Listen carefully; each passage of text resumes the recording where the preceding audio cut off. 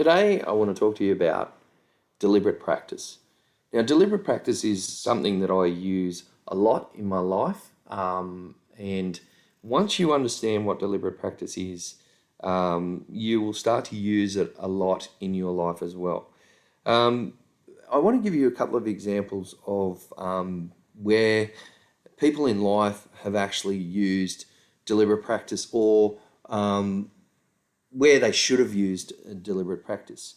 So, in order to understand deliberate practice, sometimes how people define it is that they talk about having to do something that you do it over and over and over again until you become really good at it. And I have a saying that says, the person at the top of the mountain didn't fall there. They started at the bottom and they worked their way up.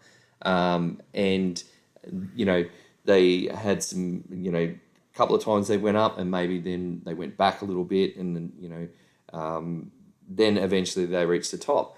No one actually sees the hard work that got them to the top of that mountain. And it can be in anything, I've recently picked up the guitar, for example, and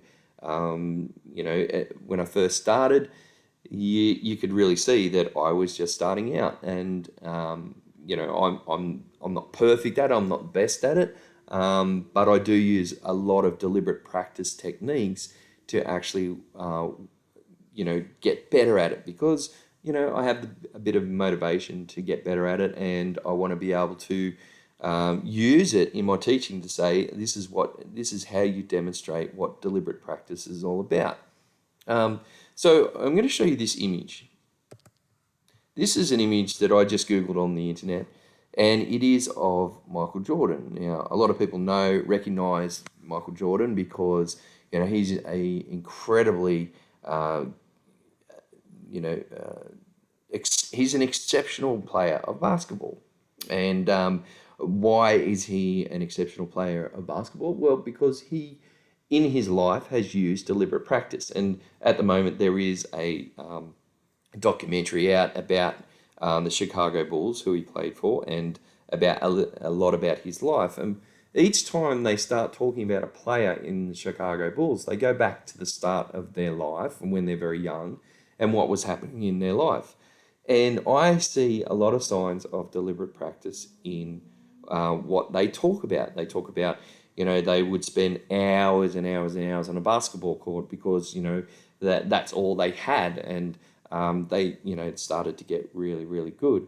Now, deliberate practice is about working on the hard things, the things that are hard, the things where you go, this is too hard, and you give up. Well, deliberate practice is about turning that around and saying, okay, it's hard. Yeah, I accept that it's hard, and maybe I might walk away from it for a little while, but eventually I'm going to come back to it, and I'm going to keep working on it until I get better at it. And it can be something really, really simple, whether it's you're taught a concept in mathematics and you find it difficult and you accept that it is difficult. That's the first step, obviously. I accept that it's difficult and I don't quite get it yet. But what I'm going to do is I'm going to use deliberate practice. Now, when we talk about Michael Jordan, for example, what we see is a person at the top of the mountain. We haven't seen the Michael Jordan at the bottom of the mountain just starting out. All we get to see is him. He has climbed the mountain. He's at the very, very top. And we don't see the 2 steps up and the 1 step down, the setbacks, the injuries. But if you listen to his life, what you'll hear is stories like, I heard this once about Kobe Bryant, for example.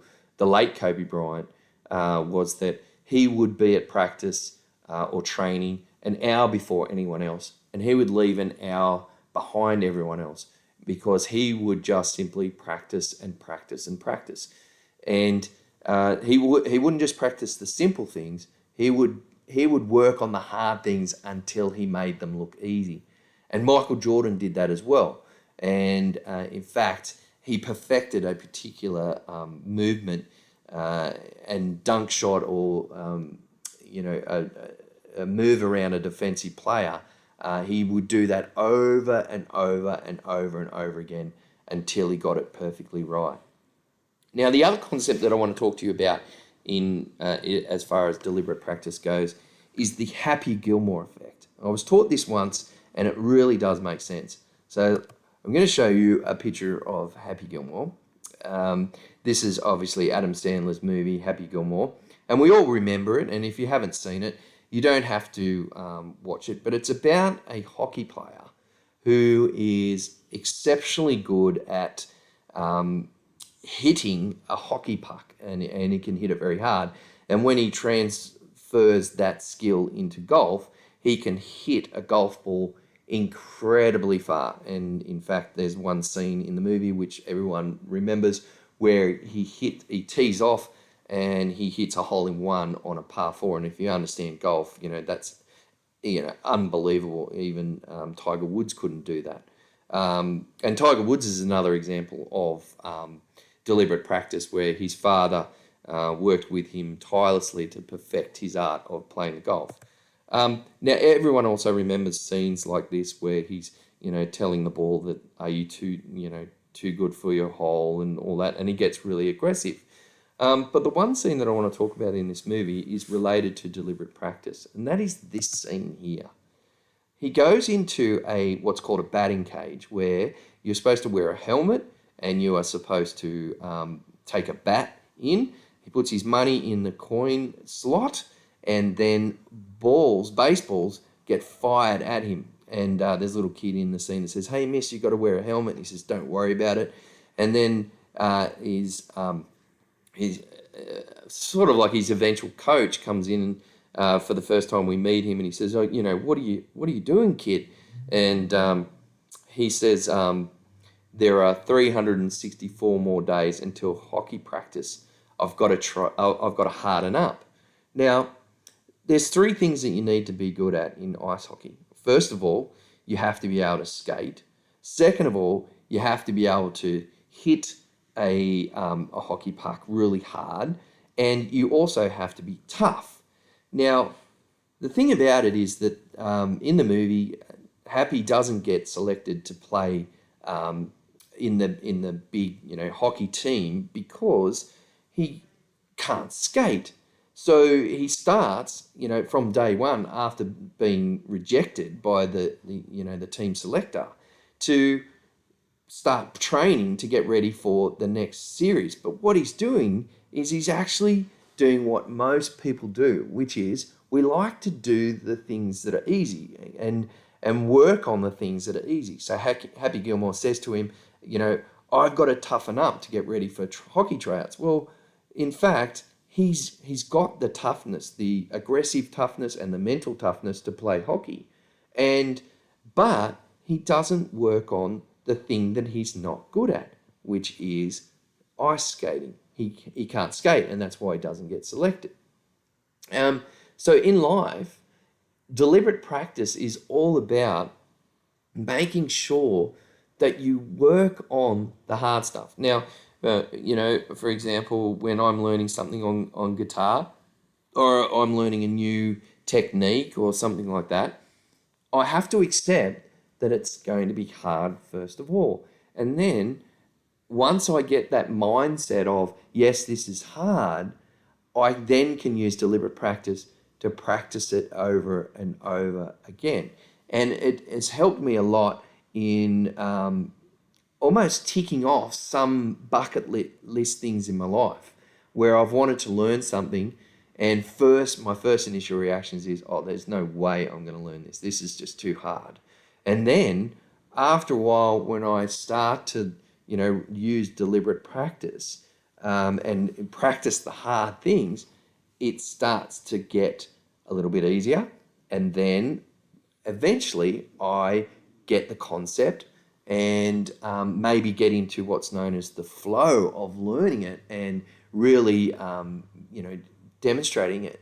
Now, the thing about it is that if I demonstrate my learning to someone, their first reaction might be, wow, you're really talented. And I sort of am a little bit skeptical about the word talent, because people say, oh, wow, you're really talented at that. But what they don't see is the amount of hours that you put in. Sure enough, you might have a little bit of talent when you first start out doing something. I see golfers, for example, might be able to hit a ball really well or have really good hand-eye coordination when they first start out.